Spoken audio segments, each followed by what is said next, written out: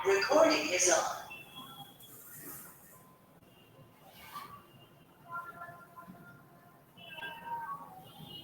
Hi students, जैसे कि आपको पिछले वीडियो में कुछ क्वेश्चनों के बारे में बताया था, आज एक बार फिर उन्हीं के आगे फिर से बढ़ेंगे और क्या करेंगे, उन क्वेश्चन को अच्छे से समझेंगे और जो तरीके हम आपको बता रहे हैं, समझाने की कोशिश कर रहे हैं, आप थोड़ा सा उन पे ध्यान दें कि हमको किस सरल तरीके से, कितने भी क्वेश्चन लॉन्ग हो, शॉर्ट हो, ऑब्जेक्टिव किसी भी तरह के हो, अपने को क्या एक सरल तरीके से सारे क्वेश्चनों के आंसर को क्या करना है, सॉल्व करके अपने को देना है। मतलब क्वेश्चन अगर लंबा है तो उसको देख के हड़बड़ाने की या घबराने की जरूरत नहीं पड़ती है।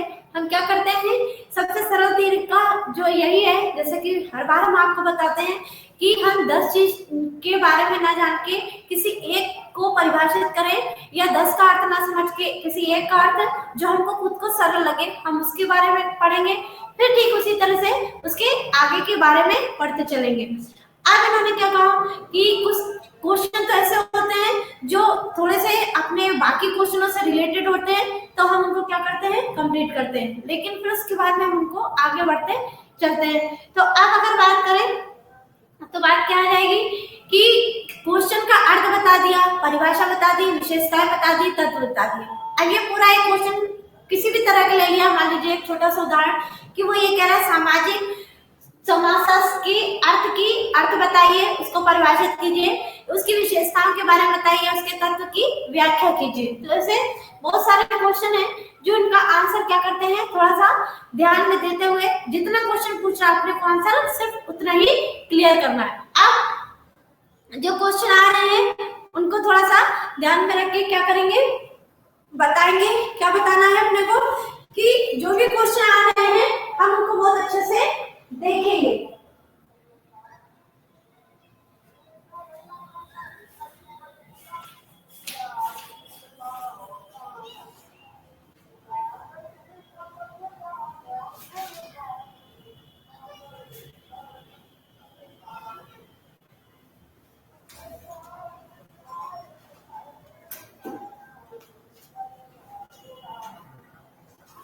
जैसे कि पिछले वीडियो में बताया था कि जो वर्ण व्यवस्था थी वो किस तरह से, उसका जो विशेषताएं थी वो या उनके अंतर्गत कौन कौन से तत्व जो निर्धारित किए गए थे वो, तो जो क्वेश्चन आपका तैयार हो रहा है उसको अगर बढ़ाएंगे तो क्या हो जाएगा, वो लंब होता चला जाएगा।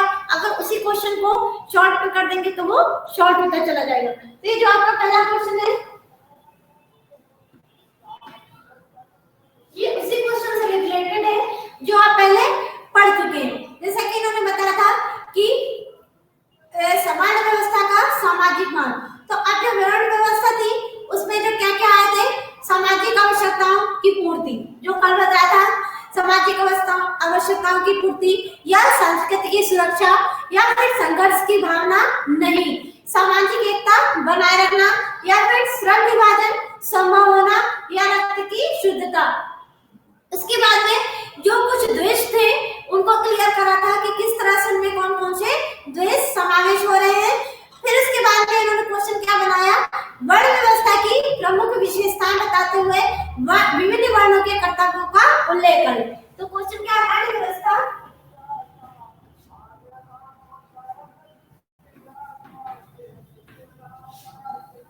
वर्ण व्यवस्था की प्रमुख विशेषताएं।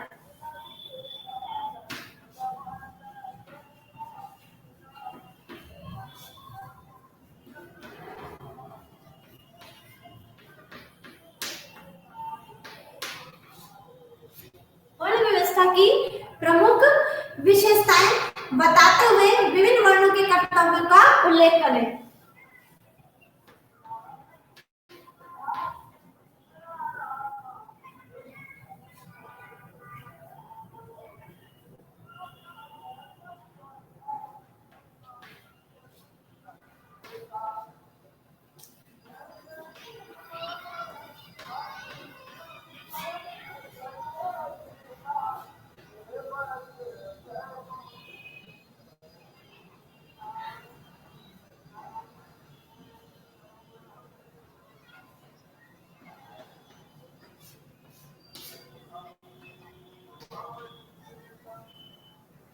तो ये जो क्वेश्चन है वो क्या है, वर्ण व्यवस्था की प्रमुख विशेषताएं बताते हुए या फिर विभिन्न वर्णों का उल्लेख करें। तो अब इसका आंसर क्या हो जाएगा कि वर्ण व्यवस्था की जो विशेषताएं हैं वो भी आपकी सिस्टम से ही आएंगी, जैसे कि एक के बाद दो और दो के बाद तीन। तो जो सबसे पहला अपना जो स्टेप है वो क्या है कि गुण कर्म पर आधारित विभाजन। सबसे पहले उनके सारे नाम लिखेंगे, उसके बाद में उसके अंदर का बताएंगे। तो क्या है, गुण कर्म पर आधारित।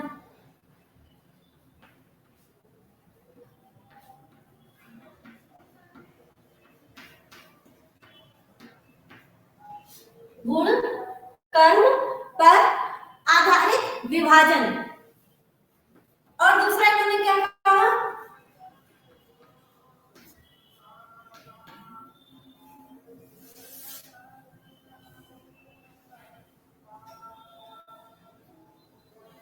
अनुलोम विवाह की अनुमति।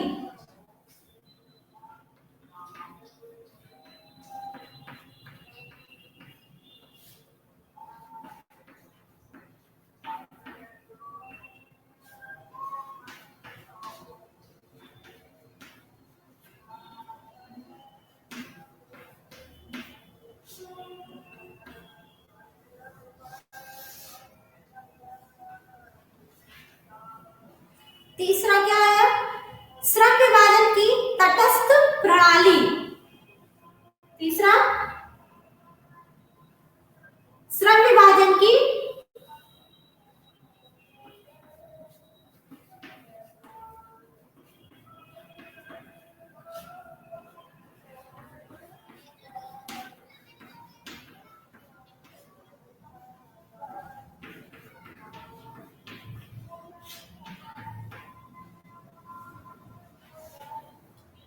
श्रम विभाजन की तटस्थ प्रणाली।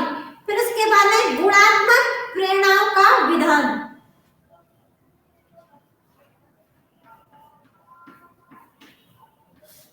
गुणात्मक प्रेरणाओं का विभाजन।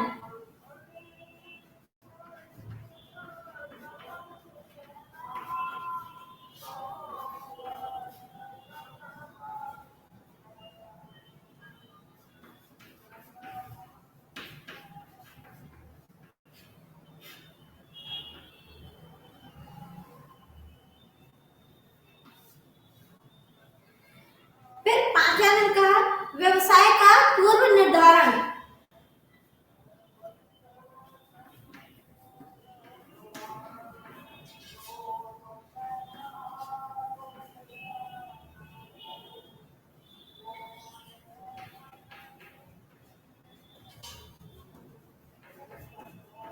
व्यवसाय का पूर्ण निर्धारण।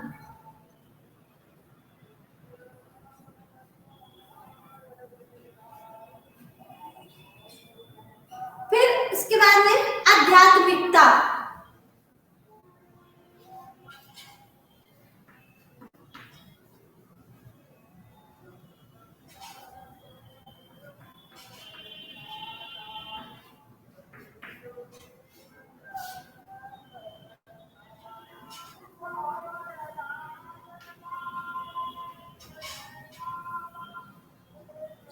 आध्यात्मिकता। फिर इसके बाद में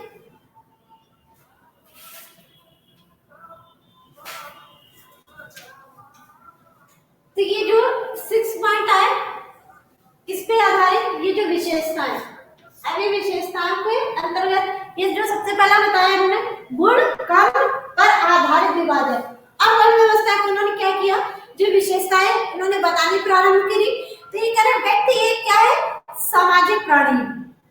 ठीक उसी तरह से इन्होंने कहा वर्ण व्यवस्था सामाजिक विभाजन या वर्गीकरण की एक विशिष्ट व्यवस्था है। जो ये आधार विभाजन की बात कर रहे हैं तो ये कह रहे सामाजिक विभाजन या वर्गीकरण एक विशिष्ट व्यवस्था है। इस व्यवस्था में वर्गीकरण का आधार गुण कर्म एवं व्यवसाय है। गुण कर्म एवं व्यवसाय, मतलब अगर हमारे पास गुण कर्म मतलब गुण कर्म पर आधारित है तो ये कह रहे हैं इस व्यवस्था में वर्गीकरण का आधार गुण कर्म व्यवसाय है। अब इस आधार पर इस व्यवस्था के अंतर्गत समाज को 4 भागों में विभाजित कर दिया। कौन कौन से? वर्ण, क्षत्रिय, शूद्र और वैश्य। मतलब जो 4 भाग थे इसको इन्होंने उसमें विभाजन किया।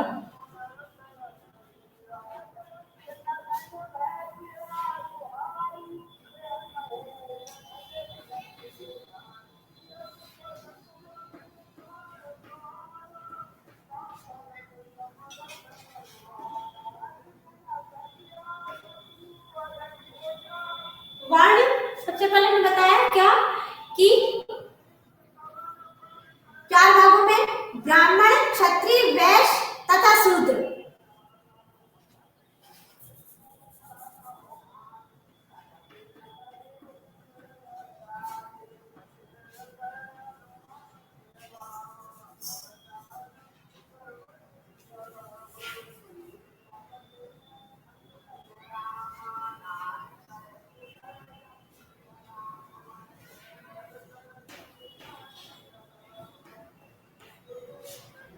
ब्राह्मण, शूद्र, क्षत्रिय, जो 3 है।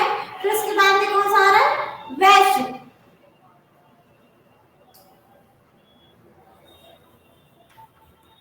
ये 4 वर्ण आपने बहुत पढ़े होंगे। तो ठीक इसी तरह से इसमें भी इन्होंने क्या किया? यही विभाजन किया 4 वर्ण वर्गों में, ब्राह्मण, क्षत्रिय, वैश्य एवं शूद्र। अब इन्होंने जो बात करी अनुलोम विवाह की अनुमति, ये वर्ण व्यवस्था में अनुलोम विवाह की अनुमति थी, लेकिन अनुलोम विवाह के अंतर्गत उच्च वर्ण के पुरुष जो थे, उच्च वर्ण के पुरुष का निम्न वर्ण की कन्या से विवाह हो सकता है। इस मान्यता के अनुसार ब्राह्मण या क्षत्रिय वर्ण के पुरुष का विवाह वैश्य वर्ण की कन्या से संभव था। पांडव भीम क्षत्रिय थे, जो पांडव था वो क्या भीम क्षत्रिय था, परंतु उनका विवाह हिडम्बना नामक शूद्र स्त्री से हुआ, जिसका पुत्र घटोत्कच था। घटोत्कच को क्षत्रिय वर्ण में ही सम्मिलित माना जाता है। क्यों? क्योंकि ये अनुलोम विवाह के अंतर्गत आया था। फिर ठीक इसी तरह से जो इन्होंने बात करी श्रम विभाजन की तटस्थता प्रणाली, मतलब वर्ण व्यवस्था मौलिक रूप से समाज में श्रम विभाजन के लिए लागू की गई थी। जो वर्ण व्यवस्था थी वो क्या थी? सामाजिक रूप से एक जो इन्होंने बात करी वर्ण व्यवस्था की, तो कह रहे हैं कि जो वर्ण व्यवस्था थी वो किस पर आधारित हो रही थी? ये जो 4th पॉइंट आ रहा है वो कह रहे हैं जो वर्ण व्यवस्था थी वो किसी सूत्रों पे आधारित होती थी। वो इसलिए होती थी क्योंकि हम किसी न किसी कार्य को करने में सक्षम होना हमारे लिए आवश्यक होता था। तो ये कह रहे हैं कि प्रत्येक व्यक्ति के लिए जो कह रहे वर्ण व्यवस्था मौलिक रूप में समाज श्रम विभाजन के लिए लागू की गई थी, तो मौलिक रूप से वर्ण व्यवस्था में ऊंच नीच की भावना का अभाव था। मतलब ये जो कौन सर्वश्रेष्ठ है और कौन सबसे नीचे जा रहा है, तो उस चीज की भावना का क्या था? अभाव था। तो ठीक उसी तरह से अब अगर इसको आगे बढ़ाएंगे तो कह रहे हैं कि जो विभाजन था तो वो कह रहे हैं उच्च नीच की भावना का इस प्रकार स्पष्ट है कि वर्ण व्यवस्था सामाजिक स्त्रीकरण की व्यवस्था नहीं बल्कि सामाजिक विभेदीकरण की व्यवस्था थी। विभेदीकरण क्योंकि इन्होंने जब विभाजन कर दिया तो उसका नाम क्या कर दिया? विभेदीकरण। क्योंकि जब किसी चीज को जब 2 भागों में बांट दिया जाता है तो उसको क्या कह देते हैं? डिवाइड करना, मतलब उसके भाग बट गए। फिर ये कह रहे हैं कि गुणात्मक प्रेरणाओं का विभाजन। ये जो गुण है, गुणों की जब इन्होंने बात करी तो क्या कह रहे हैं कि गुणात्मक प्रेरणाओं का विभाजन, मतलब प्रत्येक व्यक्ति के लिए प्रगति एवं विकास के लिए कुछ प्रेरणाओं का होना क्या होता है? अनिवार्य होता है। तो वर्ण व्यवस्था के अंतर्गत गुणात्मक प्रेरणाओं का विधान है। तो वर्ण व्यवस्था के अनुसार यदि व्यक्ति अपने वर्ण के कर्तव्यों का उचित पालन करता है तो उसका आगामी जो जन्म है वो क्या हो जाता है? सफल हो जाता है। अब उन्होंने क्या कहा कि उसका आश्वासन से ही प्रेरित होकर व्यक्ति उत्तम ढंग से कार्य करता है। मतलब जब हमें किसी चीज का एक्सपीरियंस अच्छे से आ जाता है तो हमें कार्य करने में कोई दिक्कत नहीं होती है। अब इन्होंने क्या कहा? व्यवसाय का पूर्व निर्धारण। ये जो इन्होंने बताई एक थोड़ी सी इंपॉर्टेंट बात, वो क्या है? वर्ण व्यवस्था की एक अन्य विशेषता ये भी थी कि जो चारों वर्णों के व्यवसाय पूर्व निर्धारित थे। प्रारंभ में व्यवसाय एवं गुणों कर्मों के आधार पर वर्ण व्यवस्था होता था, परंतु आगे चलकर विभिन्न वर्णों के व्यवसाय भी आनुवंशिक रूप से ही निश्चित हो गए थे। तो इन्होंने कहा जो ब्राह्मण वर्ण के व्यवसाय को शूद्र वर्ण के व्यक्ति नहीं अपना सकते थे तथा ब्राह्मण वर्ण के सदस्य शूद्रों के कार्य को भी नहीं अपनाते थे। मतलब जब एक जो निम्न कोटि का जो समाज है, जब वो हमें अपनाने के लिए उसको इतनी दिक्कत है तो हम उसको क्यों अपनाएं। यहाँ पे बात ये आ रही है कि जिस हिसाब से जिसका जो मतलब इसकी जो कार्य थे जब वो डिवाइड हो गए तो वो उसी हिसाब से अपने आप को ढालने की कोशिश करता है। अब इन्होंने जो लास्ट में बोला कि आध्यात्मिकता, ये आध्यात्मिकता क्या है कि वर्ण व्यवस्था एक उल्लेखनीय जो विशेषता है वो क्या है, वर्ण व्यवस्था की एक उल्लेखनीय विशेषता। फिर उसके बाद में यह आध्यात्मिकता है। वर्ण व्यवस्था के माध्यम से व्यक्ति को कर्म फल पुनर्जन्म तथा मोक्ष आदि जो है वो क्या हो जाता है, आध्यात्मिक हो जाता है। मतलब ये जिसकी बात कर रहे हैं वो क्या है कि सत्यों पे विश्वास दिलाने का प्रयास किया जाता है। मतलब जो सच है ये उसके बारे में बताते हैं। वर्ण व्यवस्था के अनुसार प्रत्येक व्यक्ति के लिए अपने वर्णों के कर्तव्यों का पालन करना अनिवार्य होता था। वर्ण व्यवस्था व्यक्तिगत स्वतंत्र नहीं होती थी, जिससे सामाजिक संघर्षों से बचाव होता था। इस प्रकार कहा जा सकता है कि वर्ण व्यवस्था आध्यात्मिकता की पोषक व्यवस्था है। मतलब ये जो इन्होंने क्वेश्चन लिखा उसके अंतर्गत जो इतने पॉइंट्स आए उनके अंतर्गत लिखने में ये मान लो कि आप ये पूरा लॉन्ग क्वेश्चन तैयार हो जाता है। अब अगर बात केवल किसकी करें कि विशेषता है तो आपको सिर्फ इतना बताना है क्योंकि वो क्या पूछ रहा है, विशेषता है। लेकिन वर्ण व्यवस्था क्या है, अगर आप इसको थोड़ा सा डिस्क्राइब कर देंगे या तो लिख के फिर इसकी शुरुआत करेंगे तो वो भी गलत नहीं होगा, क्योंकि वो जो एक अर्थ है किसी चीज का या जो परिभाषा है वो क्लियर हो जाती है तो क्वेश्चन क्या पूरा समझने में आसानी हो जाती है। जो हमने क्वेश्चन आपको दिया, आप जो हमें आंसर दे रहे हैं तो हमें ये समझ में आ जाता है कि आपने पूरा डिटेल में इसको पढ़ा है। तो ठीक इसी तरह से ये क्वेश्चन आपका क्लियर हो गया। इसके आगे अभी और बहुत से क्वेश्चन आएंगे, उसमें भी बहुत सारी विशेषताएं आएंगी या फिर उनके जो क्या ना विभिन्न वर्णों का, ये वर्ण इसी के अंतर्गत मतलब क्वेश्चन को अथवा करके कहें या करके कहें या फिर या करें, मतलब दोनों में से एक करना है। अथवा का मतलब ये नहीं कि दोनों ही कर रहे हैं, दोनों में से किसी एक को करना है। विशेषता पूछे विशेषता बता दी, उल्लेख पूछ रहा उल्लेख बता दिया, तत्व पूछ रहे तत्व बताए। कहने का तात्पर्य ये है कि जिस हिसाब से आपको क्वेश्चन दिया जा रहा है आपको आंसर ठीक उसी तरह से देना है। अब इसके अगर आगे बढ़ेंगे तो कल के वीडियो में क्या पढ़ना है अपने को कि विभिन्न वर्णों के कर्तव्य, मतलब ये जो कर्तव्य है उन कर्तव्यों के बारे में अगर पढ़ेंगे तो कौन कौन से कर्तव्य आते हैं कि ब्राह्मण वर्ण के कर्तव्य, क्षत्रिय वर्ग के कर्तव्य, वैश्य वर्ग के कर्तव्य या फिर शूद्र वर्ग के कर्तव्य। इन जो चारों वर्णों की इन्होंने बात करी, इनके कर्तव्यों को क्या कर दिया गया, डिसाइड कर दिया गया है कि वो किस तरह का कार्य करेंगे। अब उनके अंतर्गत आएगा। फिर उसके बाद में ऐसे बहुत से क्वेश्चन है जो स्टेप बाय स्टेप आपको बताते चलेंगे, तो आप थोड़ा सा ध्यान में रख के बढ़ते चले और बाकी कोई दिक्कत हो तो आप पूछ सकते हैं। Thank you very much.